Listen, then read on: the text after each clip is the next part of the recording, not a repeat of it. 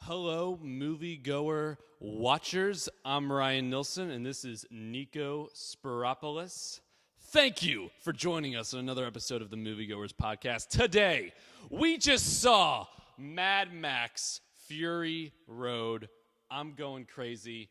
Niko, we're going to go right into it. This is an all-spoiler review of Mad Max Fury Road.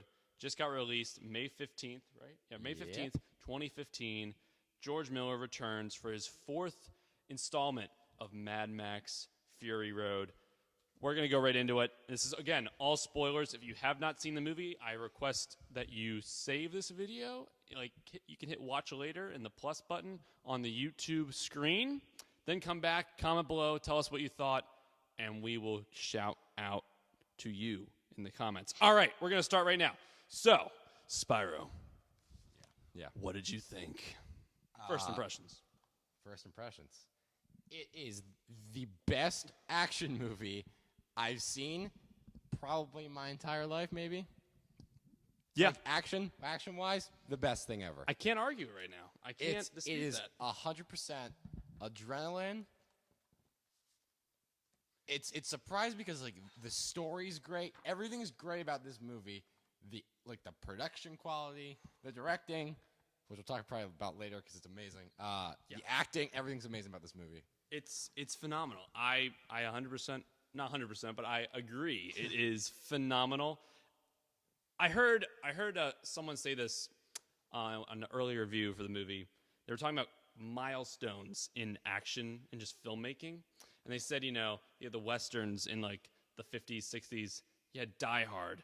You had Terminator 2. You had The Matrix. Maybe even you throw in Dark Knight.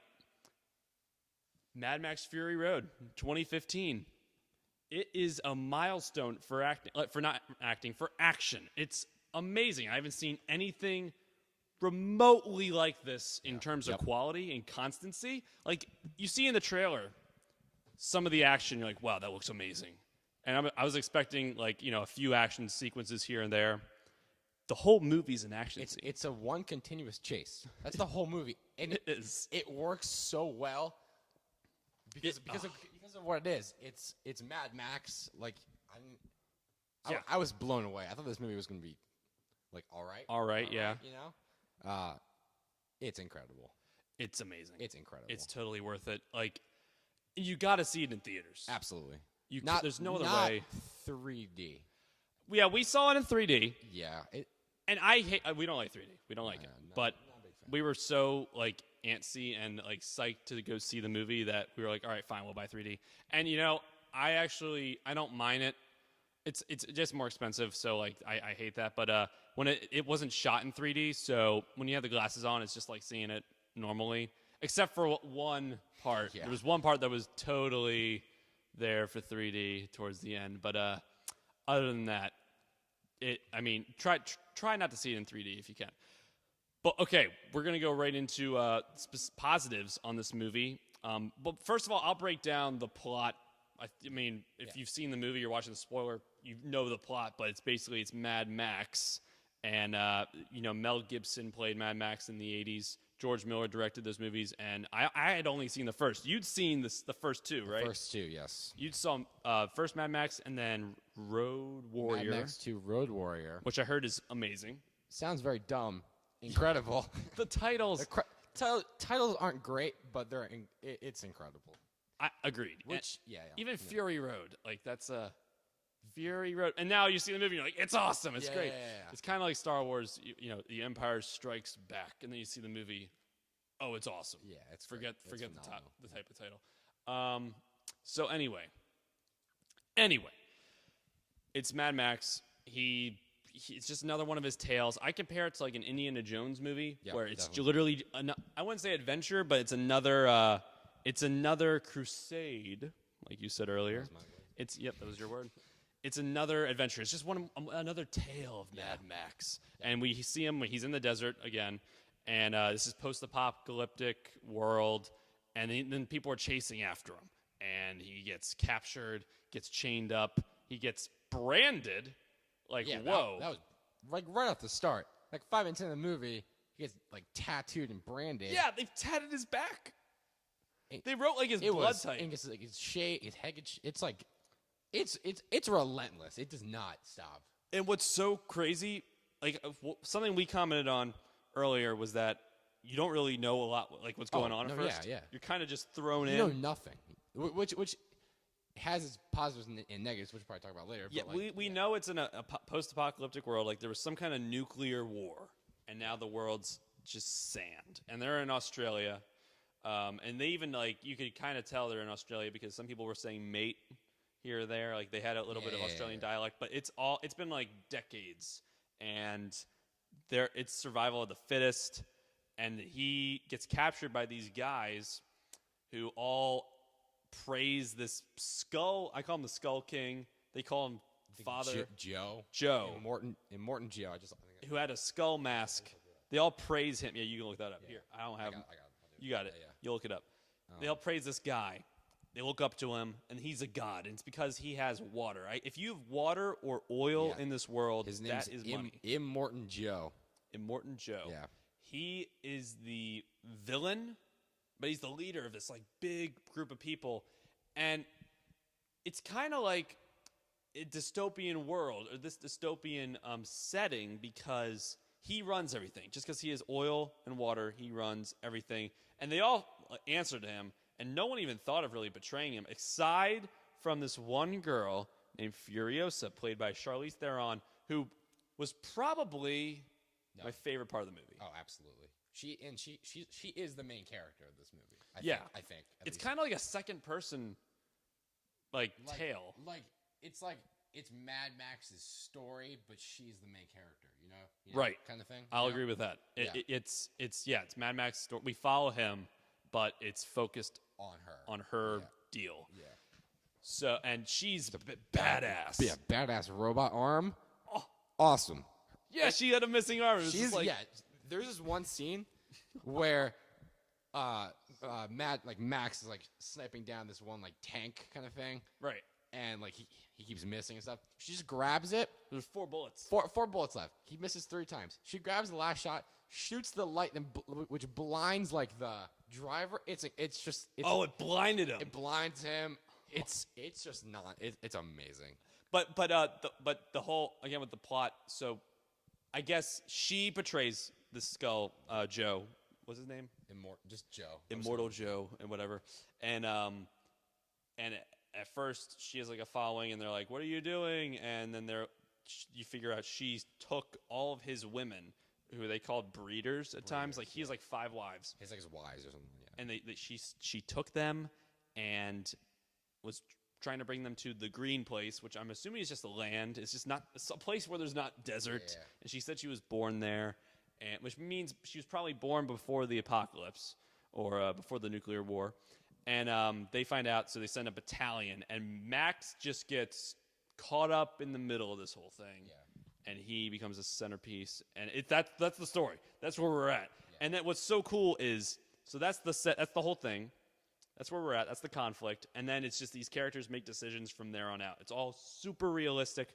Nothing crazy happens to like sway the plot. It's literally what these characters do, their decisions, and how it pans out. Yeah, it's a very simple plot, which I really like because like most action movies nowadays have this whole convoluted, story, twists and turns. And if it had that, I wouldn't be complaining. But like the fact that it was so simple, I didn't really need to think as much as I would need to for other movies. I just kind of sat there and took the whole thing. It was great. Yeah, it was a great plot. It was super cool. I enjoyed it. I enjoyed it a lot. But so then, all right, we gotta talk about the action because that's the thing. It's the best action movie I've seen ever in theaters, probably. Yeah. Yep. And maybe in like a decade. Maybe it's the best action movie I think that's come out in a decade. It's definitely. There's no shaky cam. No, which is the best part about it, I think. Yeah, there's no shaky cam. There's no quick shots. Like so if you saw 300: Rise of an Empire, or if you saw Hercules, or if you saw and what the first 300 started with action was that whole like slow motion, and then speed up, slow motion, speed up, which was cool. And then they the used first it, time. But then they used it for the next, 10 years. Or 20, yeah. Whatever. Oh, my God. These crazy action movies. It's all that now. It's all slow-mo. But this movie just, there's no. No. And it was, I couldn't tell if it was special effects. Yeah. It's very clear. The entire time we were watching, we knew what was happening, who was shooting at who was running over stuff. It wasn't like Transformers 4 Age of Extinction. Which I'll rant on whenever you give me a chance. It's the worst movie I've ever seen. Well, but even the part where the guys were on the poles. Yeah. And the train. Yeah. That looked real. I think that was real. Yeah, that was definitely real.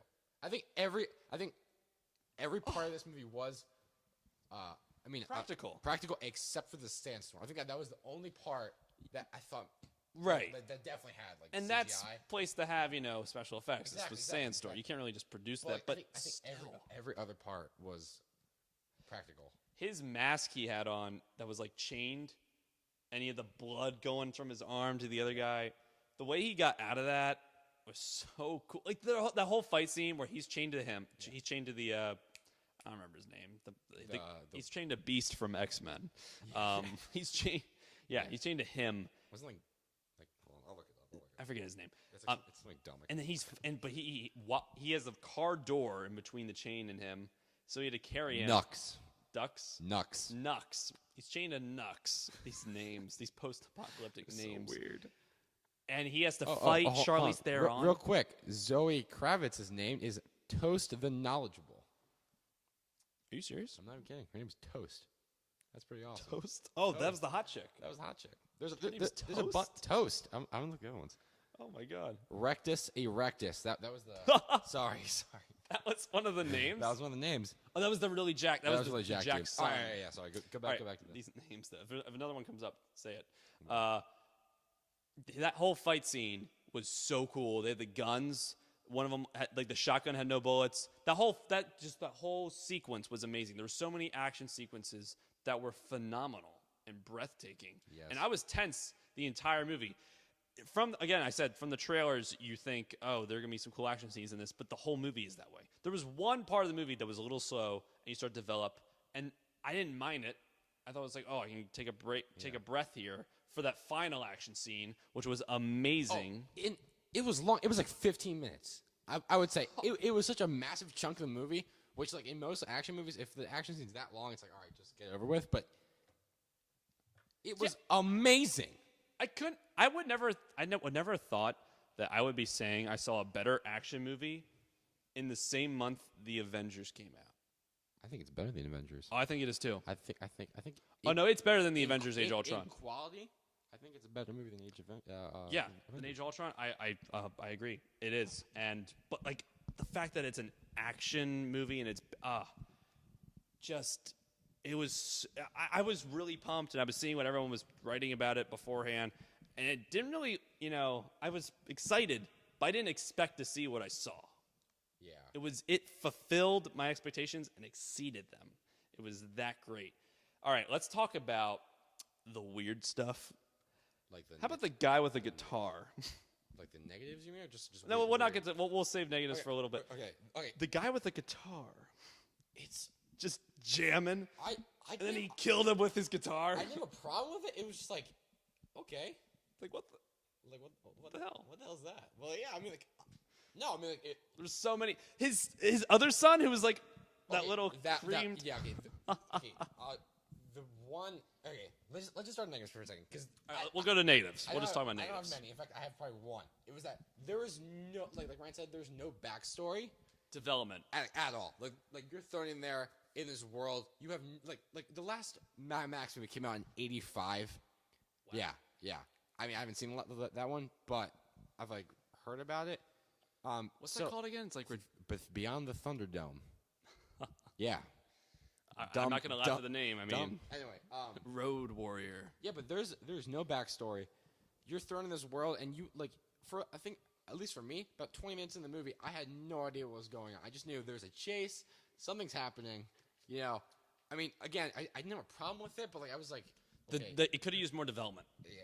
It definitely could have had more development, because we do get flashbacks of how, spoiler alert for the first Mad Max, how his wife died. And we see that. And his kid. His kid. Oh, that's right. I forgot his kid died too. Yeah. And that might be why. He keeps seeing like the visions and stuff. Right. Well, he keeps seeing the visions, and that is also why I think he ultimately agrees to help the women, because at first he was driving away, and then he realizes, oh, they're all like impregnated, and one of them kind of looks like his wife, or reminds him of his wife, so he's going to try to help out. But he's also like there for the good of himself, because what was very different from the other Mad Max movies, or at least from the first one, he was a cop. Yeah. He was a police officer. He was a road warrior. And now he's just kind of like, I gotta protect myself. See what happens in the first one?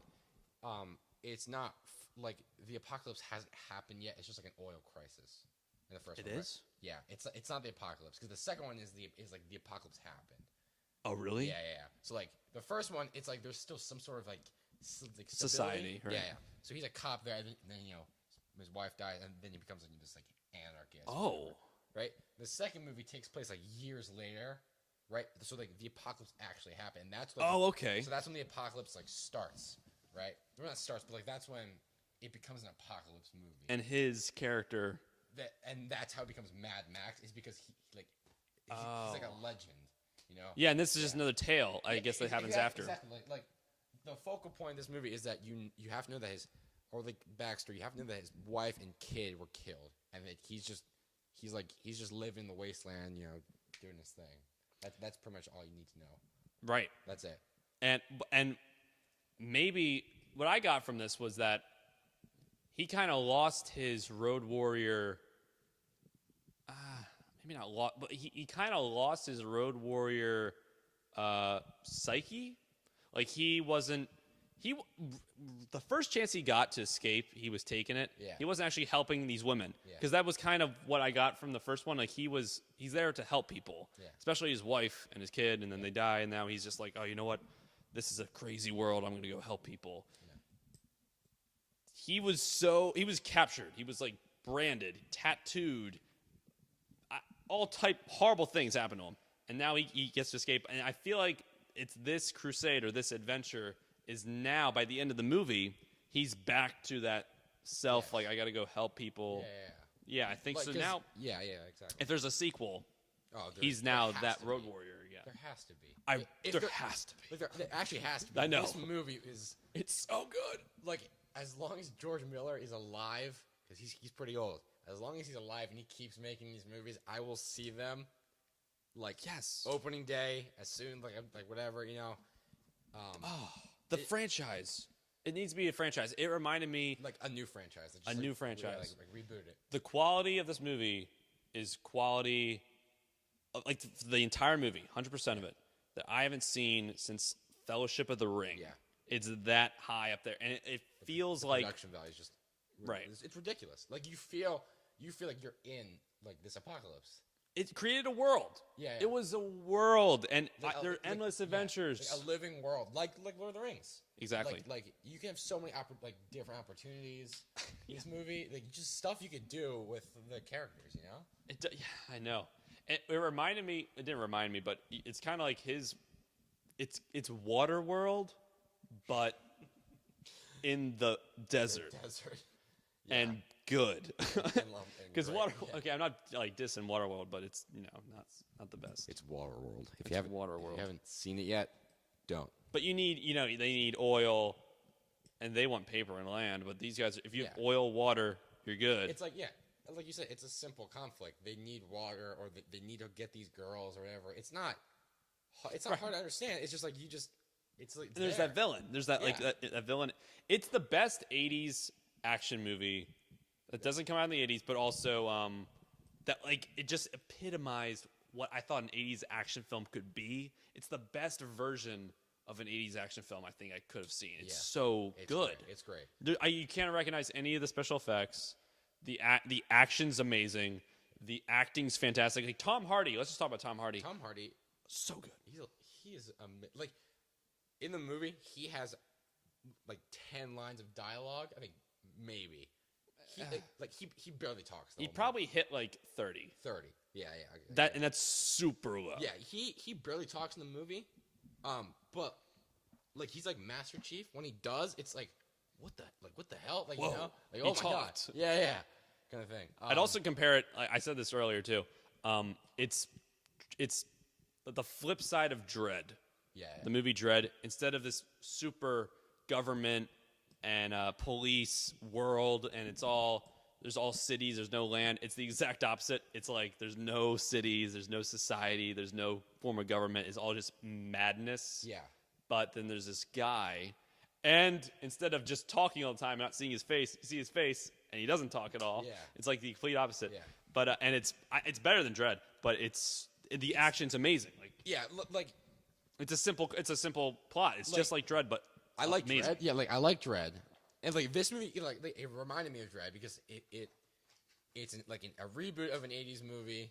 Like, you know, like it's not Mel Gibson. All action. You know, like a simple plot. Again, like a million times better than Dread, at least. You know, but it did what Dread couldn't do. It just made it like incredible. And I think word of mouth, because Pitch Perfect 2 came out the same weekend, and I was actually going to see that later tonight, but no. I think word of mouth, it's going to be number one next week.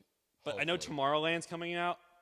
I just hope this doesn't get left out, because Avengers is in theaters, Pitch Perfect just hit theaters, and Tomorrowland's next week.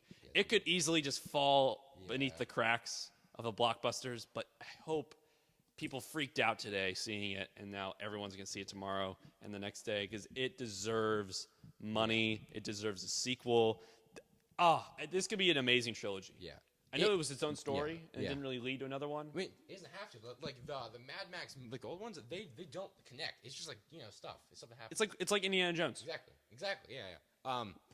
Last time I checked, this had a 99 Rotten Tomatoes. 99. Wow. Like sustained. This was a 99 from like Monday to now. Yeah.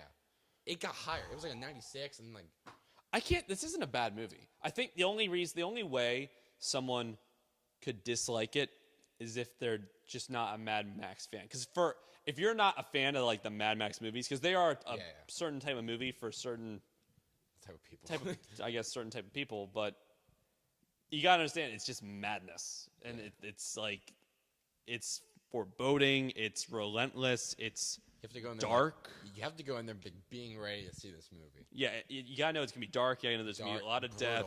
It's very brutal. It's beautiful anarchy. Yeah. It's so gorgeous. It's gorgeous. It looks it's great. a gorgeous. It's a no. There was a scene I was talking with Ryan earlier where the Furiosa, she's like crying in the desert. We can talk about it. We can spoil it. She finds out it's not the green place. There is no green place. She looks up at the sky and she's just screams. It's just like, oh my god, this is a beautiful movie. Every scene, it's just gorgeous. It had that tint of like yellow orange. It was amazing. That was so cool. It was cool. It was awesome. There was. All right, so no more negatives. I don't have any. Like the only one I had was just like the back. Yeah, there wasn't as much development. That's not much of a negative. It's nitpicking, but it's still nitpicking. It's there. Like it could use a little bit more development. Okay. Didn't affect it. Yeah. Are you thinking we're good? Yeah. Yeah. All right. Well, what would you give it? You might not even be able to answer this now, but out of 10. It's a 9 something, a high 9. I give it a high 9. High 9. Like hold on, let me think. Like a point. Like a 0.7. Ooh. 7, 8. I really. Yeah, it's that good. It is that good. It's that good. Like knowing the movies that are coming out this summer, this is the best movie. Like, I don't care. Nothing's gonna beat it. Ant-Man is incredible, which it probably is. Action-wise, nothing's gonna beat it. Just story, for how simple it is. It's so great. Nothing's gonna beat it. Nothing. Yeah. It might be the best summer blockbuster if it becomes a blockbuster in years. Actually, yeah. Can't disagree. Yeah. I'd give it. It's a 4-star. It's a 4-star movie. Absolutely. It's like a new action classic. Absolutely. I give it a 9. The development did kind of bug me. I think I give it like and I rarely go into like the 9s. Yeah. So like, I'm differently scaled. I'd give like a 9.5 for now. Yeah. If I see it again, I'd probably go higher. Yeah. I gotta see it again though. I was so tense. It's so good though. I loved it. So absolutely. Thank you guys for watching. Go see this movie, please, with Bring your your friends and friends. family. And comment below what your thoughts were of this movie. Do you agree with us? Do you think we're idiots? Do you think Niko's wrong? Do you think I'm wrong? Oh, and I just like to call out someone real quick. All right. Please go. So, yeah. We're with some friends today, and I'm like, we're gonna go see Mad Max Fury Road because it looks amazing and it looks badass. And they're all like, nah, it doesn't look that cool. And I'm gonna say names. David Biddle. That's right, the guy on the Kingsman review. Yeah, him. He's like, I want to go. George David Biddle. That's right. And he wanted to go. He did go to AMC. Do you have to go? Yeah, I have to go. All right, I'm gonna finish this up. I hope you have fun. See yourself out. I will. See yourself out. He wanted to come, and he went to another theater, AMC, and he's not 18, so he cannot get in. Novice. So, you made a huge mistake. I'm calling you out, George David Biddle. You made a huge mistake. You should have come with us. You should have not drove that kid home. You should have come with us. You made a mistake. And some other people, they missed out. You missed out on a heck of an experience. I'm so happy I saw this because I know I'm like one of the few people I know that have seen this, and it's amazing. It's the quality of a Lord of the Rings film. It's that good. Multiple viewings, easy. I'll see this probably 2 or 3 more times. Maybe not in theaters. I'm definitely going to see it again in theaters. I love the Avengers, but this is better. I never thought I'd be saying that. Mad Max Fury Road is better. It's a better action movie. It's a better blockbuster. It should get way more attention. It needs a sequel.